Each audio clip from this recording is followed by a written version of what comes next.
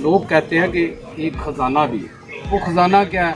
सोने की देग यहाँ पे है। अच्छा। पहले ये शहर नहीं था, रोहेवाल शहर के नाम से ये शहर था और अब एक छोटी सी बस्ती है। मैं कहीं कभी लेके जाऊंगा, ये गर्क हो गया था ये शहर। ये का नाम आता है तो मलिक आरिफ का नाम सामने वाज़ह तौर पर आ जाता है, क्योंकि सहाफ़त को लेकर जो खिदमत आरिफ की है इसको भुला नहीं सकते।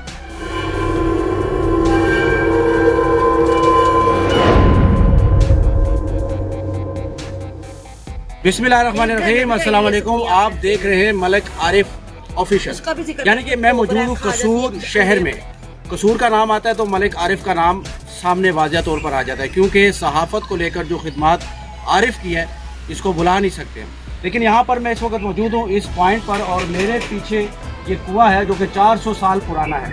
कहा जाता है कि इसमें सोने की देग भी है और आधा पैसों से ये भरा हुआ है, लोगों का कहना है।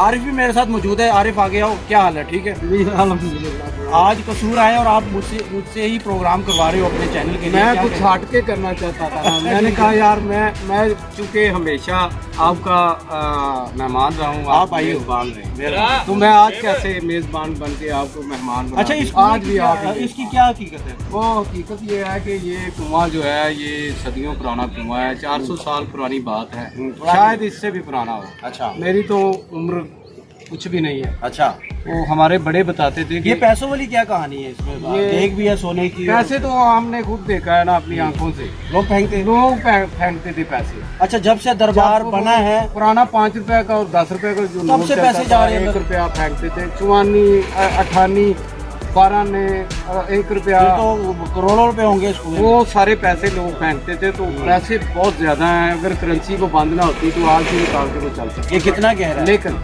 उसके अलावा सर बड़ी आप काबिल जिक्र बात जो है वो मैं करना चाहता हूँ जी जी, कि यहाँ पे लोग कहते हैं कि एक खजाना भी है। वो खजाना क्या है? सोने की देग यहाँ पे है। अच्छा। इंकशाफ सोने की देग। उससे सोने की देग लेकिन लेने के लिए आस पास कई तो, बार अगर आपने देख कर सुना है, आस पास तो बड़े देहात हैं और बड़े डाकू यहाँ पर घूमते हैं, तो जाहिर है कोई किसी ने सुनकर यहाँ आकर इसको खोदने की कोशिश नहीं की कि देग हम निकाल लें। देखें आज या कुछ करामात है दरबार की वजह से हजरत। आज बड़े रेफले वगैरह पंप एक्शनें चल रही हैं। हाँ, जब इसका दौर था तब यहाँ पे लोग आते थे, कोई पिस्तौल वगैरह ज़्यादा से ज़्यादा अगर लेके आता था ना, ठीक है, तो आगे उसको कोई बंदा नहीं मिलता था। अच्छा, उसको ऐसा सांप मिलता था जो उनके वजूद से भी बड़ा था। यानी कि बहुत खजाने बड़ा की सांप था। रखवाली पर सांप ही होता है। हाँ, ठीक है। वो बताया गया कोई बुजुर्ग सांप था, वो ड्यूटी यहाँ पे वो करता था। अच्छा, इस कुएं की।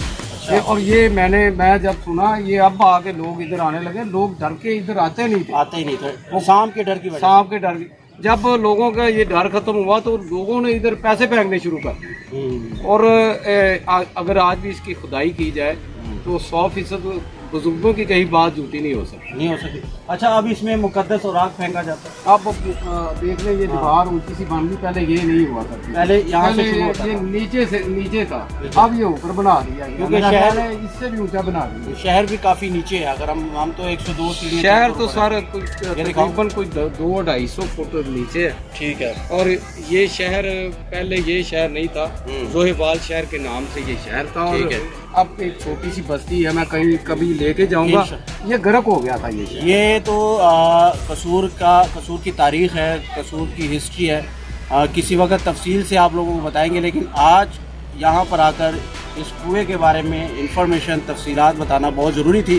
तो मुझे आरिफ ने कहा कि इंट्रो आप दो और आप ही आगाज़ करो इस प्रोग्राम का। तो बहुत शुक्रिया। आप लोग जब भी कसूर आए तो इस दरबार पर ज़रूर आएँ और यहाँ पर आकर इस कुएं का भी नज़ारा करें, लेकिन अंदर मत जाइएगा। अगर आप अंदर जाएंगे तो फिर वापस आने की गारंटी आपकी बिल्कुल नहीं है। ऐसा ही है, आज भी नहीं। तो देखते रहे जी आरिफ ऑफिशियल, इसको सब्सक्राइब भी करें, फॉलो भी करें और लाइक भी करें। बहुत शुक्रिया। आई लव यू भी कहें।